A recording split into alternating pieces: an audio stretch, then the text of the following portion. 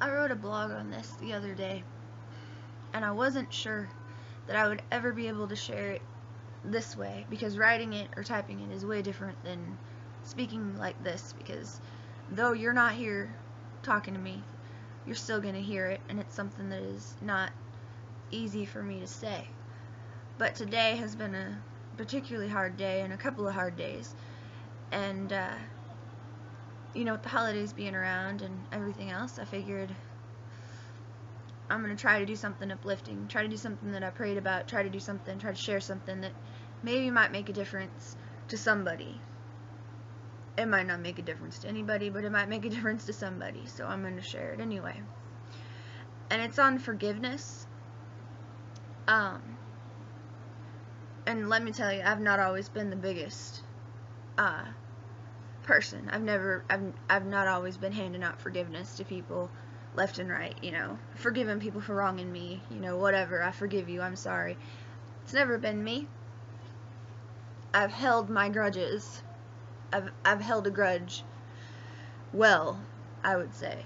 And I don't know if I learned it from my mother. I don't know if I learned it, or it's just me that was always able to just hold on to that grudge. I was able to hold on to it and just let it fester, because I figure that whoever did it, whoever wronged me, had earned it.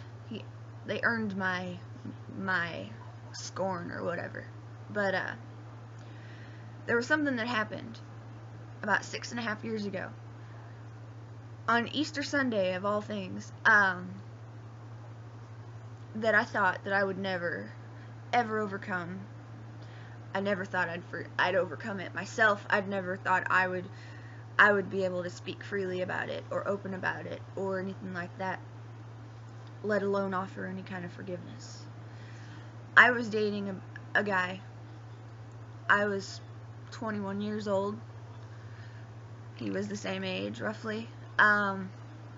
We were young.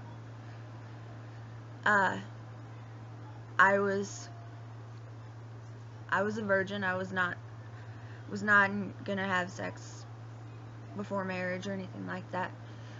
Well, my parents went out of town, and he came over. He came over to stay because he was gonna go to Easter with me. Well, the first day it was okay. The first day it was alright. It was kind of fun. It was like, haha, we're hanging out. This is like playing house, but without the bed. And I thought it was kind of cool. Well, Easter Sunday came along. The morning of Easter Sunday. And I woke up, and he was laying in bed with me, and I was kind of like, what are you doing here? And then, we were young, and I think there was kissing involved, or something like that. I don't remember exactly. But I proceeded to say no. I proceeded to say stop. We gotta stop. No. Not happening. Well, my no was not no to him. The person that I thought I trusted, the person that I thought cared for me, the first person that I thought I really loved, proceeded to rape me that day. Took my virginity, took what was mine to give, took it for himself, and did not think he did anything wrong. Did not even register in his brain that he had done anything wrong. I locked myself in the bathroom afterwards, and I was crying, and he was banging on the bathroom door, and he's like, come on out, blah, blah, blah, blah, blah, and didn't get it at all. I was not okay. He ended up leaving, and I ended up falling apart, just gone. I couldn't tell anybody. Nobody could know. Nobody could know about this. in my mind. It was no way. No one's gonna find out. Well, I proceeded to hate him for what he did, and in hating him, I hated me. It was my fault. I was dirty. I was wrong. He shouldn't have been there. It was wrong. It was bad. For 2 weeks, I starved myself. I cut myself. I was essentially pretty much done. Gonna die.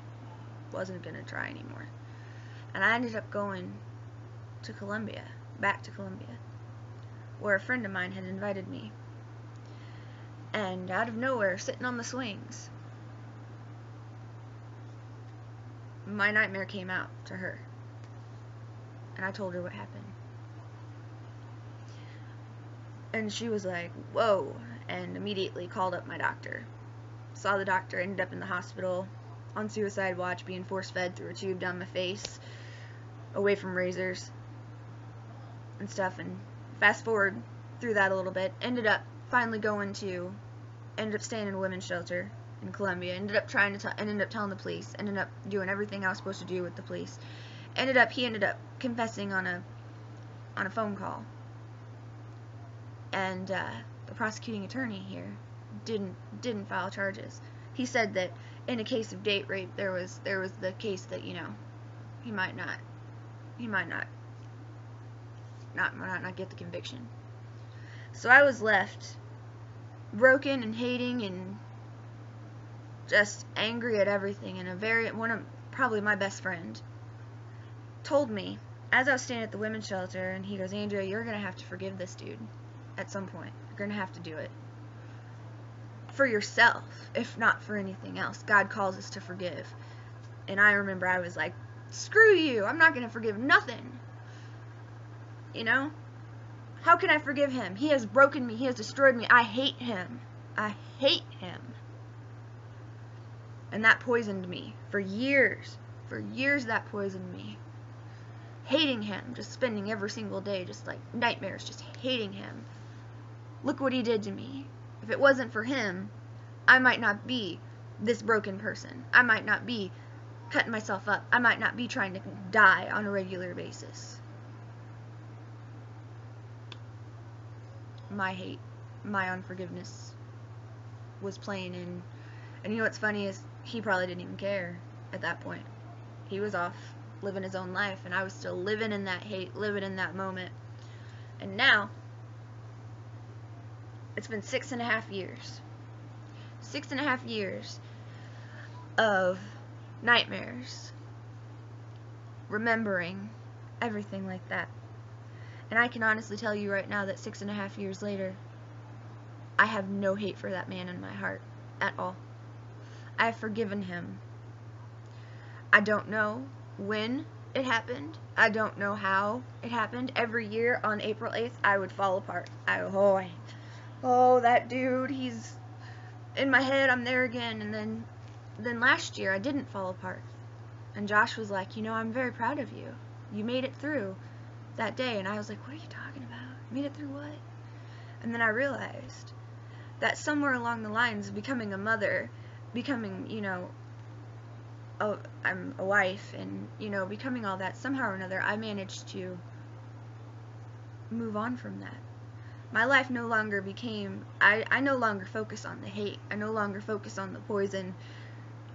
And I spend my time trying to lift up people who are struggling, and know that in the darkness you can get through it, and that you do not have to hurt yourself, and you do not have to hide yourself.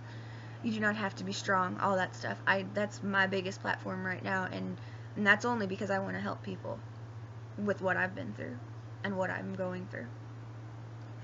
But I'm telling you right now that 6.5 years later, I have prayed, I have let it go, and I have forgiven him. I still have the effects of that. I still have nightmares. But when I wake up and I realize I'm safe, I don't hate him. Because God didn't tell me I should hate him. He said I should forgive him. And for a long time there was no forgiveness to be offered. Because I couldn't forgive him, and I couldn't forgive myself.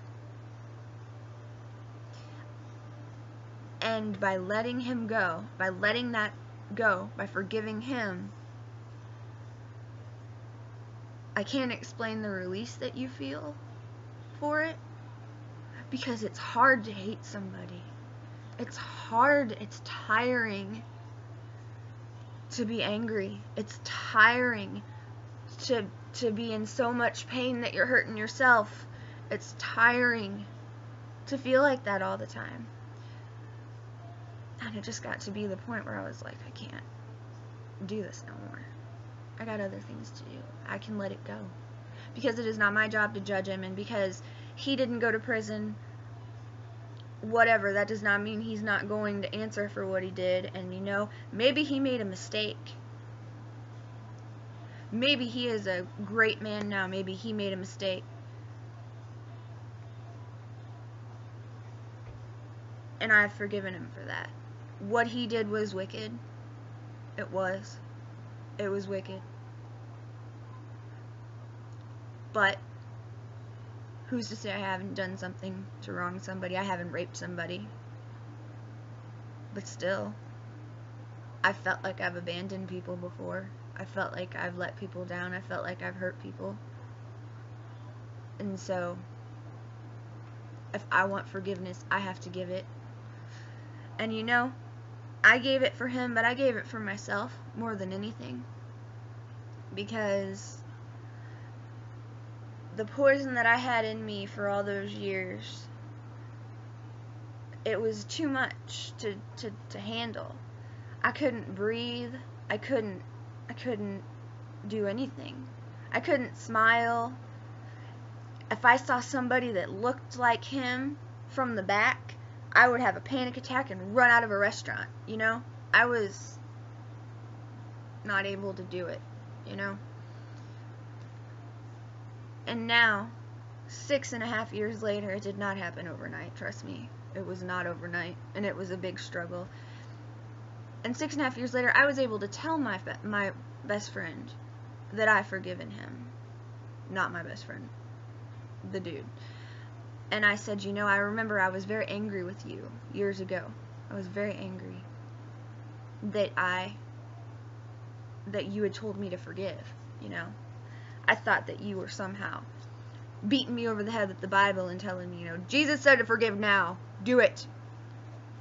Because you can't love Christ if you don't forgive.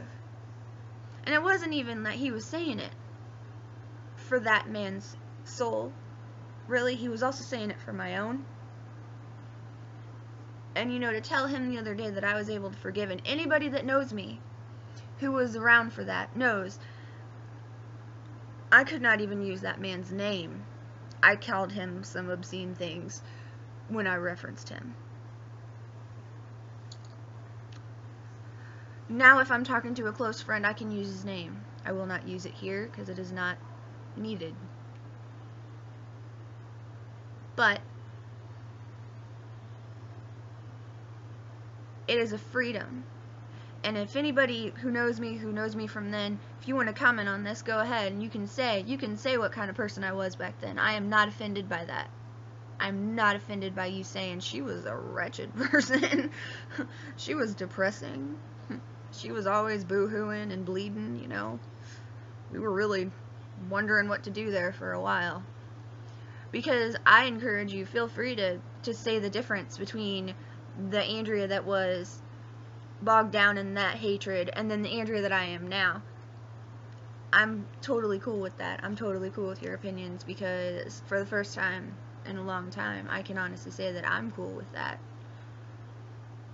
Forgiveness is not something that people earn. If you're waiting for somebody to earn it, you're never going to give it. It's something that you let go in your heart. You let go of it. You release it and you put it out there. Even when you have every right to hate that person and you tell yourself, no, not anymore. I'm going to let it go. So I encourage you to just think about it. Think about somebody who's wronged you, not even to that severity, and just think about what it would mean to just let that hate go. Thank you.